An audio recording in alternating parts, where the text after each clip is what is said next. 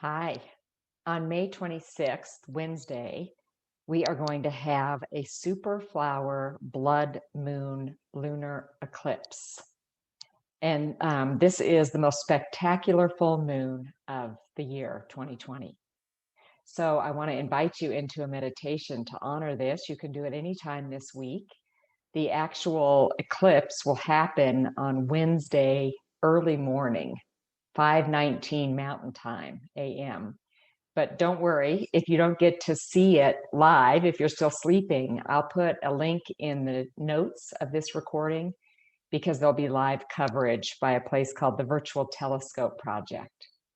So I'm going to share my screen and show you. We've been working with time. We worked first with time of the time of day when we traveled to the beach and looked at the directions. Then last week we did the traveling around the rhythm of the year. And today, when we think about the moon, this is the rhythm of the month. And we can see that the full moon is here and the progression goes counterclockwise. It wanes and wanes until we have a new moon. And then we begin to see the waxing moon until it's full again. And usually the moon takes 29 days to move through all of these phases.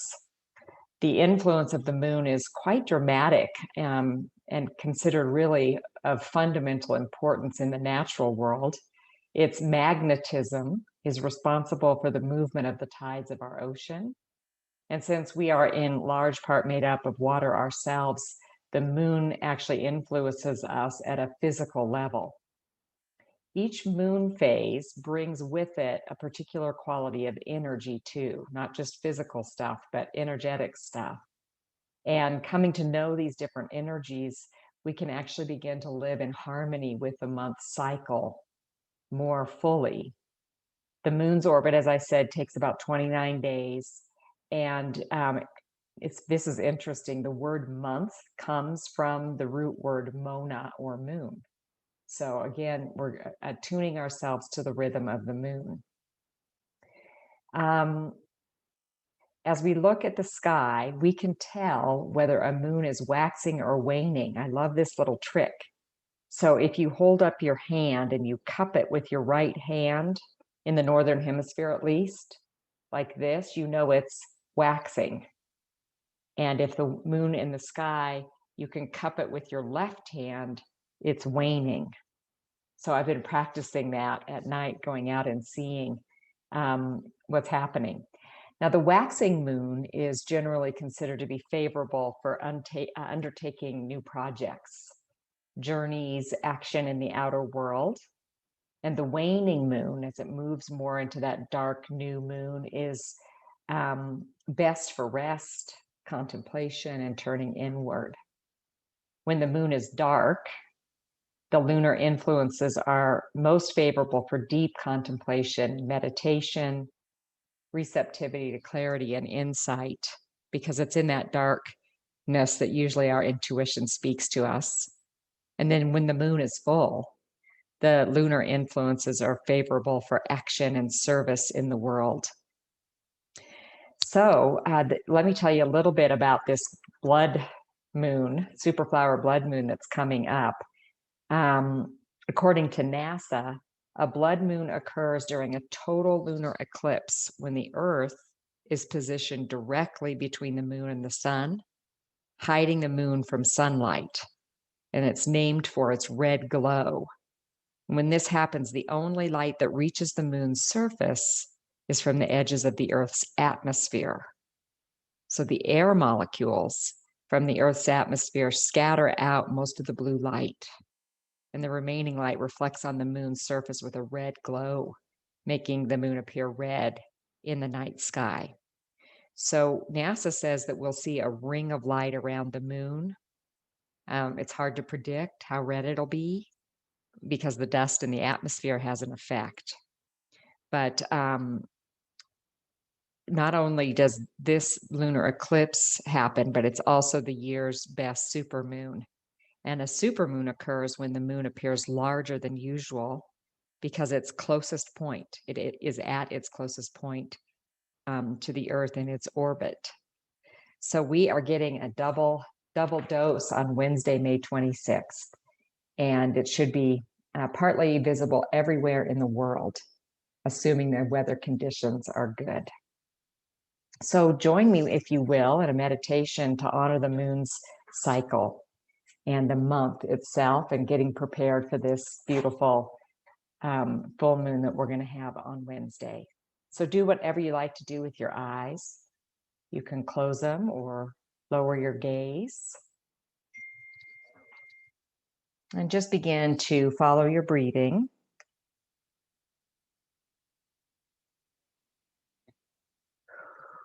And let that out breath carry you down into your heart center or your belly, either way, your heart or your wisdom center. Just settle in there.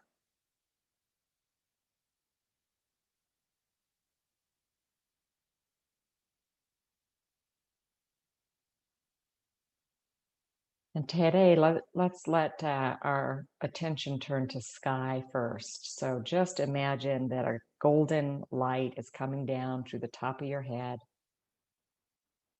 moving through all of your energy centers, like you're a column of light, and you just begin to shine brightly out, forming a circle all about you, about 360 degrees around and 3 feet out.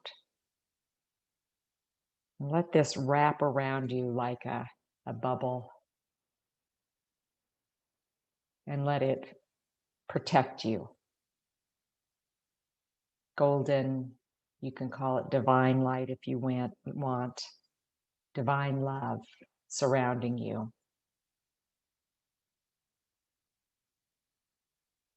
And now turn your attention to your feet or your sits bones, the base of your spine.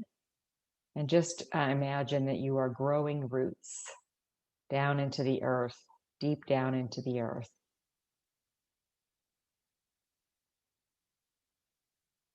And let those roots anchor you and help you feel a sense of place and belonging. And draw up earth energy through those roots and let them fill you.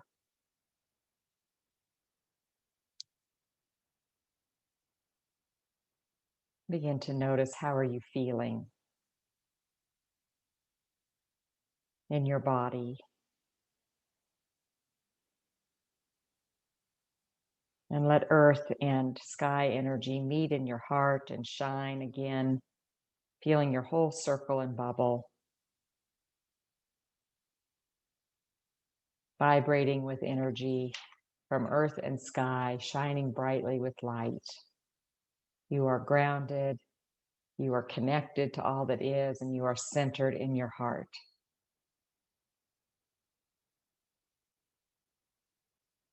And from this place, we're able to journey, we're able to enact our intuitive spiritual imaginations. And so just imagine that you are leaving your house and headed out for a walk. And you might feel yourself walking on a road nearby. It might be asphalt or cement. And then it shifts and you're walking along a dirt, gravel path or road.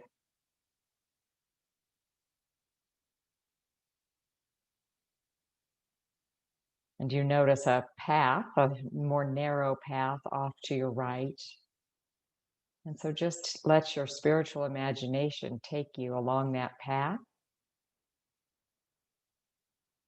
And you begin to notice that the sun is setting, the night is dark. And you might even just feel the darkness come over you. You're fine, you're safe. You may have a flashlight with you as you travel through this pathway, this path lined with trees, until you reach a clearing.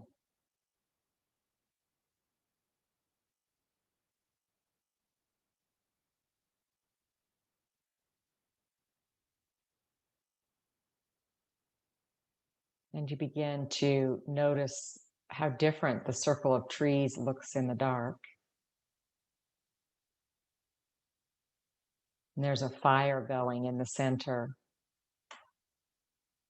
that's been prepared for us as we travel there to greet us, and just let the warmth of the fire gather us around so that we can sit maybe on a log or a stump around the fire.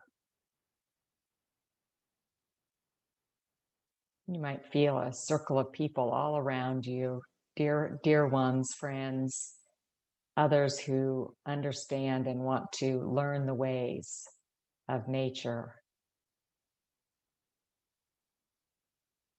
And we know that tonight is a full moon, but a different kind of full moon. And so, without socializing too much, you might just greet the others in the circle and feel everybody's energy vibrating brightly.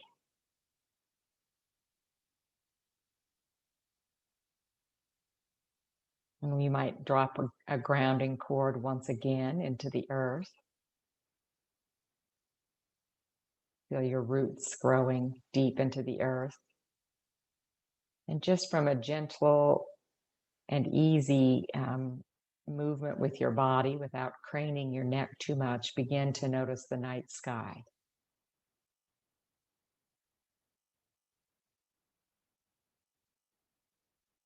And you might see clouds, stars. Just notice what you see.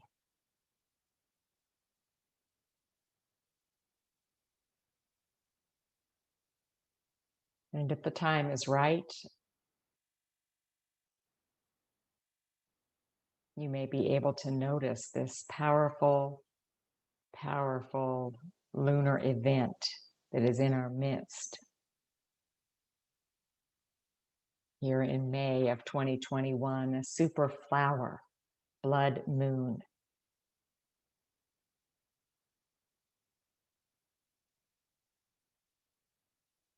Just see if you can see the red glow.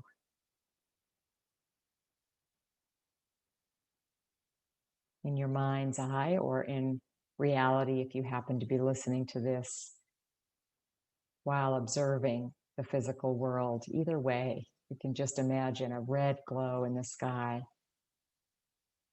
or see it and begin to just sense into its energy.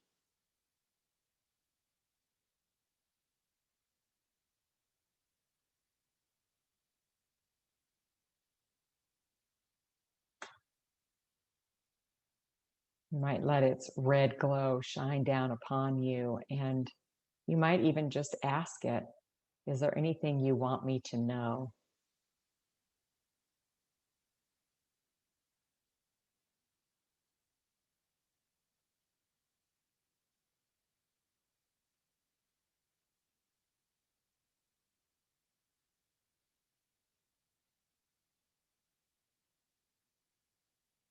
Is there anything you want me to do?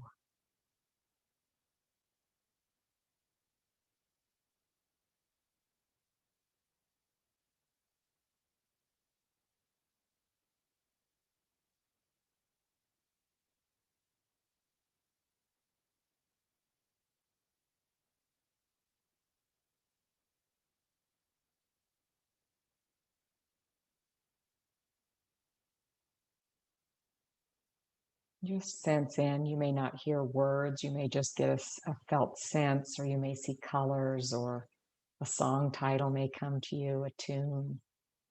Just listen in to this superflower blood moon.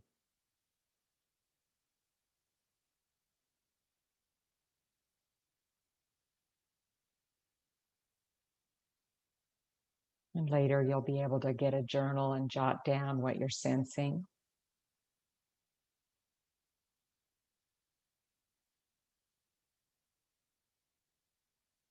And then one more question for the moon. Is there anything you need, moon?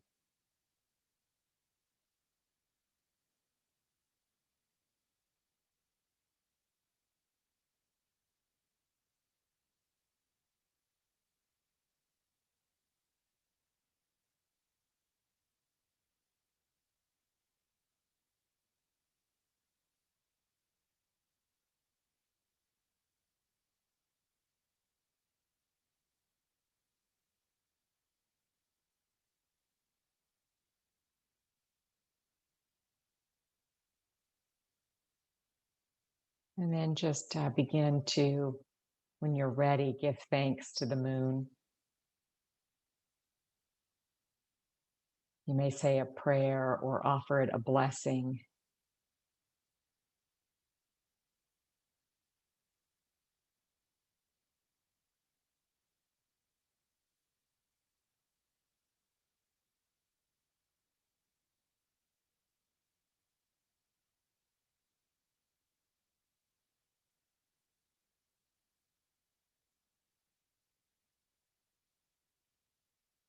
Tell it that at this time of year, we know it is at its closest point to us on the earth. We are grateful to feel its presence as close as it gets this year. And then just begin to notice what you're feeling. Releasing any feelings of doubt that the moon could actually offer you any kind of guidance. That's a product of our modern socialization, that the natural world doesn't guide us, but it does. Our ancestors knew it. So just release any doubt, let the earth take it, and just honor the huge, beautiful red glow one more time. You might even notice how the fire glow and the red glow of the moon are beautiful together.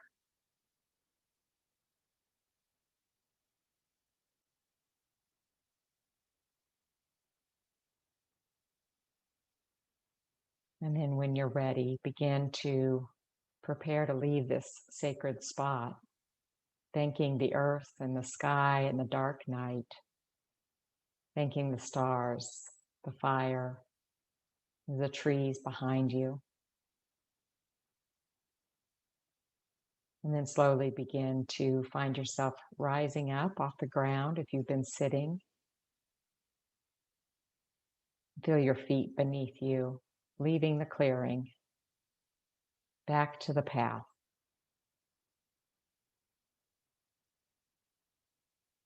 You might feel the night sky on your cheeks.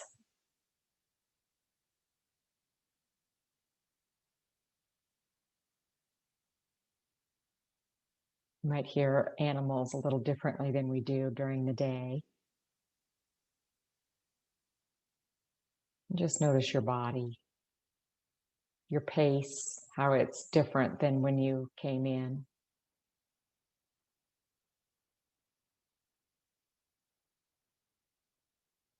And then find that gravel road beneath your feet.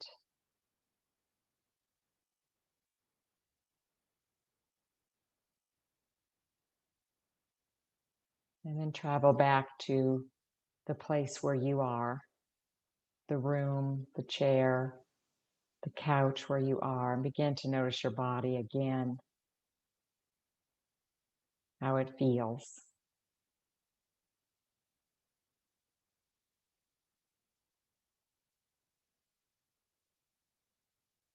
And then gradually and slowly feel your feet and your hands, and blink your eyes open.